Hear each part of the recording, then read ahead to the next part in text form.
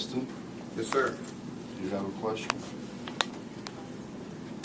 I guess we start with State. I mean, he's a kid that is doing more for you than just assist and shooting. I mean, he's rebounding for you. He's playing defense out there. I mean, is that the kind of play you're going to need for another 31 games? I just said on the radio that, you know, Wani kept talking about he wanted to be the leader, and I kept trying to explain to him that the best leaders I've ever had are guys that lead by example, and guys that, you know, they're the hardest working guys in practice every day. But they're also the guys that know what we want. You know, it's hard to lead people in a direction if you don't know what direction you're going, and he's done a great job. He's done a great job of trying to digest what we want done. He's done a great job of leading by example. He's in the gym early, he stays late. You know, he has put in a bunch of time. And I think the same for Aaron Harris. And really Terry's been the same mode. Terry's been hurt, but those guys, those three guys have really done a good job. Gary Brown has too. But I think Wani probably knows more of what we want, which a point guard ought to know. I just felt like coming in, they couldn't press us, and I didn't think they could press him. He's got great strength, and he's got great quickness, great explosion. He's hard to press. And, you know, he's doing the things that you have to do now. He's keeping it off the sideline. He's keeping it off the end line. He's getting the ball in the middle of the floor. He gets his head up now, and then he's improved tremendously. How does his ability to hit 15, 17 footers help him and help you guys? Because you didn't even have that seen much last year. It's a pretty obvious answer. I mean, he's worked at it. I think that's the thing. He was struggling. He struggled for a couple of days. Didn't make as many shots, and he was in here with Ronnie, I think, before practice, and stayed afterwards with Ronnie. Whatever day it was. It might have been yesterday.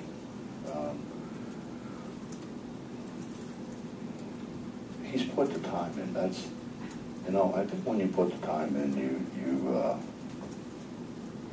it helps your confidence. And then he made, you know, when you make the first stuff, I think that really helps. But when he makes those, he's really good. He's really, really good, because you can't, it's hard to keep him from getting in the lane when he wants to get in the lane. I don't have the final stats in front of me, but will you... You want to borrow mine? Will you give up rebounding for good shooting? Is that a fair trade? No, I'd like to have both. I don't know why we can't have both. I just said down, there's a total team effort. I mean, everybody contributed.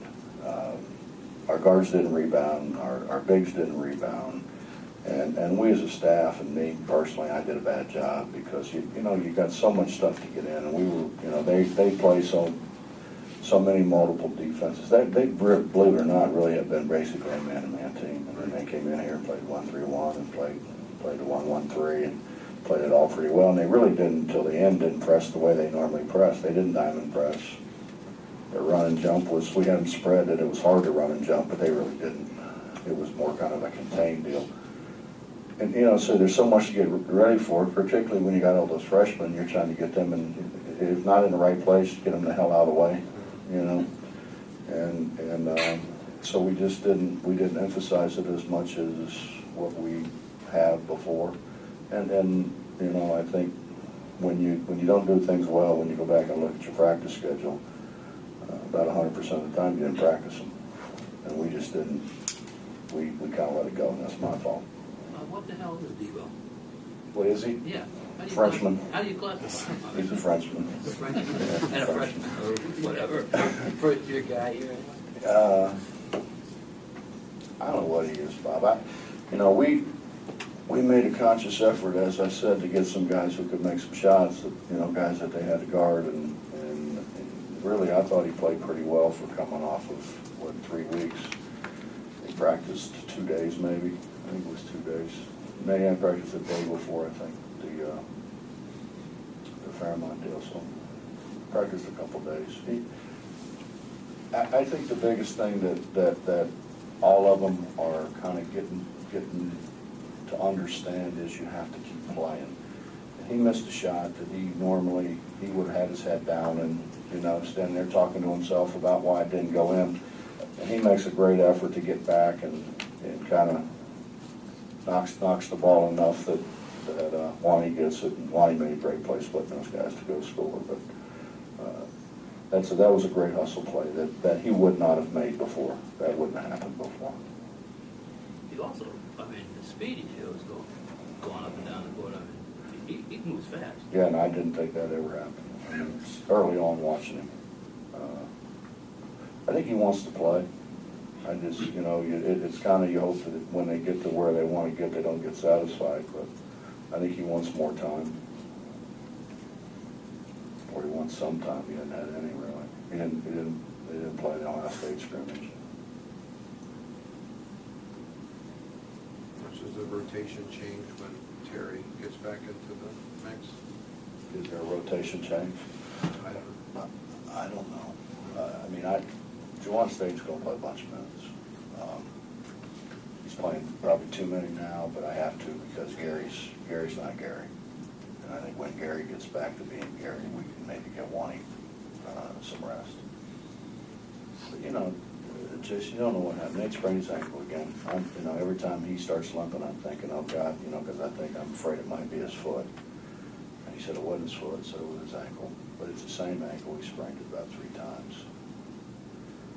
He sprained another 4 or 5 times. It won't make any difference when you sprain it. You know, there's nothing in there to tear, so it doesn't swell anymore. But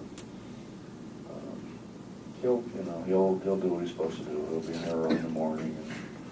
But we just don't have, you know, it'd be nice to have them all.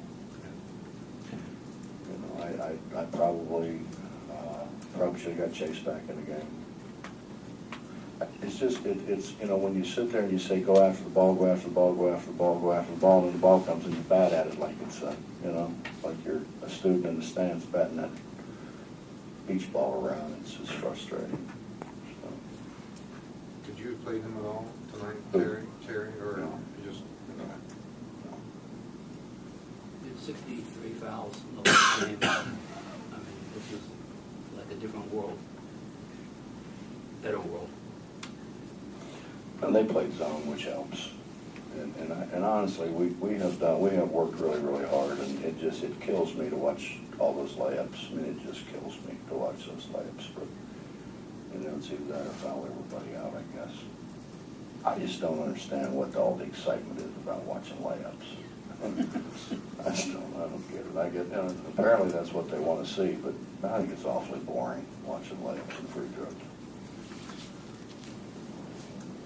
If I keep saying something, I'll get myself in trouble. I haven't to this point. How about what you got from Brandon today? You know, Brandon does some good things. Brandon has gotten worlds better. I mean, just absolutely worlds better. There were a lot of people that didn't think Brandon would make it because he was so slow with everything. And he's really working and he's trying. He's just, you know, he's got so much to learn. Just so much to learn. I mean, obviously played down at Mountain State for a year. Did you guys see him there? Mm-hmm. I mean, just wondering what you saw from him then. Has he changed a lot as a player later? He's bigger and stronger. Yeah.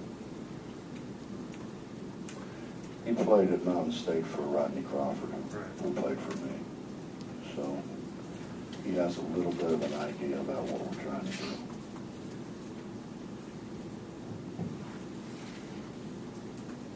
Anything else?